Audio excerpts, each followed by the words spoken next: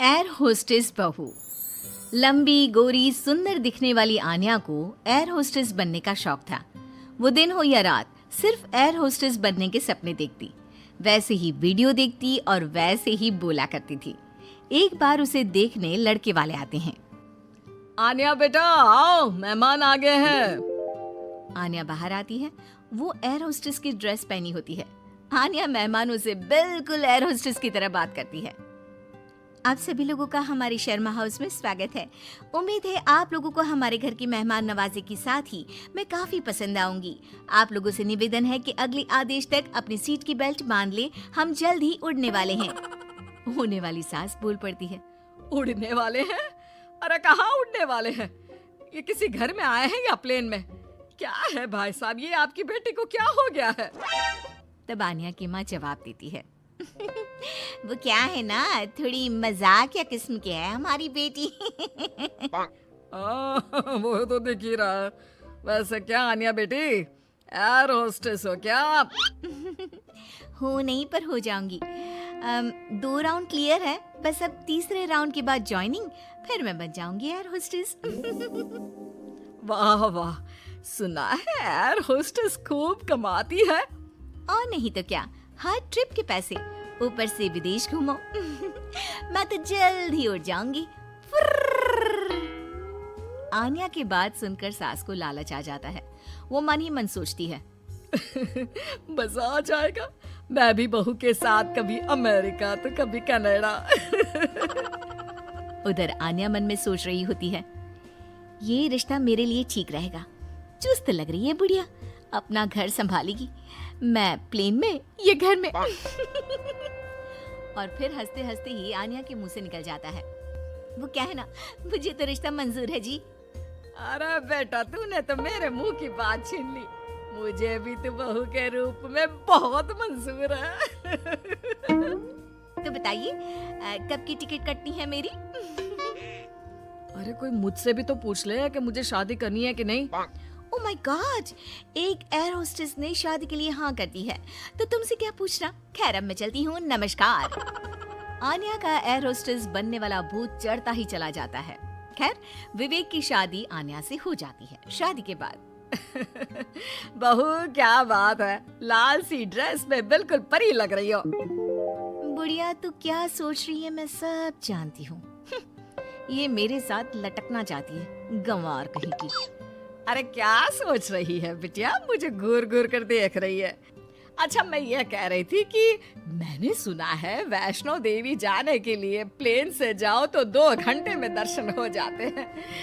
वो क्या है ना, माता के दरबार में मत्था टेकने का मन था। हाँ हाँ क्यों नहीं, मैं टिकट करती हूँ ना आपकी। बहू वहाँ से चली जाती है। रात को खाने के टेबल पर सभी से निवेदन है कि खाने का सामान परोस दिया गया है, जल्दी जलपान कर ले। सहयोग के लिए शुक्रिया। सभी को आन्या की बातें अजीब तो लगती है, लेकिन करे क्या, बहू जो ठहरी। लेकिन फिर एक रोज रात को, हाँ मुझे नींद ही नहीं आ रही, क्या करूं मैं। क्यों, क्या हो गया, नींद क्यों नहीं आ रही?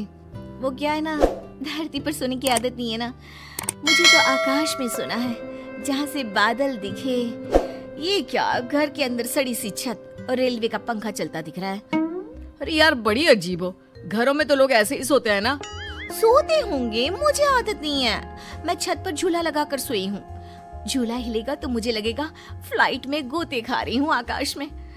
मैं तो चली। अब क्या था, ठंडी हवा के बीच बहू छत पर सोकर उठती है तो उसे सर्दी लगी होती है।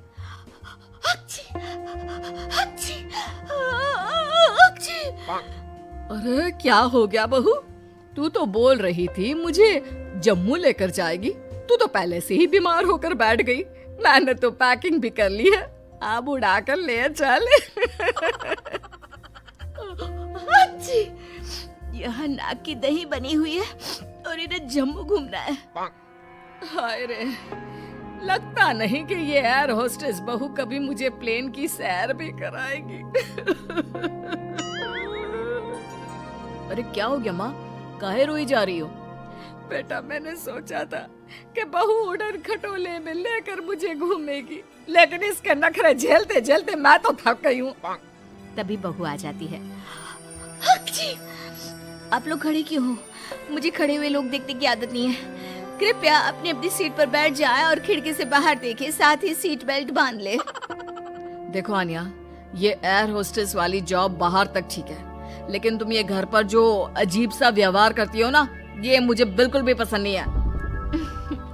तुम क्या समझो मेरी नौकरी की कद्र? ठेले में बैठ बैठ कर बस ठेले हो गया हूँ। मैं एयर होस्टेस हूँ। पता है हवाई टिकट कितने की आती है? लोग एक बार बैठने के लिए मरते हैं, मैं तो रोज 2 बार घूमती हूँ। और सासू माँ, मैं आपकी तरह खाना बनाने वाली औरत नहीं हूँ, समझ गई? बड़े ही घमंड से बोलने वाली बीवी का ये लहजा पति को बिल्कुल पसंद नहीं आता। वो ठेला नहीं, शोरूम है। जिसे तुम काम बोल रही हो वो मेरा जमा जमाया बिजनेस है, जिसे देखकर तुम्हारे मम्मी पापा ने मेरी शादी की थी। अरे हम लोगों की फ्लाइट में तो मालिया से लेकर मोदी आते हैं। हाँ आते होंगे, लेकिन भागने के लिए, घूमने के लिए नहीं। जो भी हो, है तो बिजनेसमैन ही ना। हाँ तो वो कौन सा तेरे से शादी करने को भाग रहे हैं बहू? पानी ही पीते हैं ना तेरे हाथ से, कोई बिजनेस एडवाइजरी तो नहीं लेते क्यों? अरे घूम घूम कर खाना, चाय और पानी ही तो बांटती है ना तू। जैसे जमीन पर वेटर होते हैं, तू बस इंग्लिश में गिटपिट करती है और तू हवा की वेटर है। जब देखो तब घमंड करती रहती है। सास के मुंह से पहली बार कड़े शब्द सुनकर आन्या रोने लगती है कि तभी ससुर उसके सपोर्ट में आ जाते हैं। देख भाग्यवान, एयर होस्टेस की जॉब भले ही खाना या पानी देने की हो, लेकिन आपदा के वक्त इन लोगों की बड़ी जिम्मेदारी होती है एक एक पैसेंजर का ख्याल रखना। काम काम होता है, वो छोटा बड़ा नहीं होता। आन्या को ससुर की बात से थोड़ा सहारा मिलता है, लेकिन तभी पति, माना पापा वो काम है, लेकिन काम को अपने सर पर चढ़ा लेना कहाँ तक सही है? मैं बिजनेसमैन हूँ, घर का सामान बेचता हूँ, तो इसका मतलब ये नहीं कि घर को ही बेच दूंगा। माँ घर पर रहती है, खाना बनाती है, तो इसका मतलब ये नहीं कि लोगों के घर जाकर खाना बनाएगी या फिर घर को होटल बना देगी। पापा, काम को घर के बाहर तक ही रखना सही है। मुझे माफ कर दो, मैं आज के बाद कभी भी अपने जॉब को घर के बीच नहीं लाऊंगी। मैं समझ गई जैसे दूसरी नौकरी है वैसे ही एयर होस्टेस की जॉब भी है। मैं इस नौकरी के चक्कर में ज्यादा ही पागल हो गई थी। मैं वादा करती हूँ, मैं या तो ये नौकरी नहीं करूंगी या फिर अपनी हद में ही रहूंगी।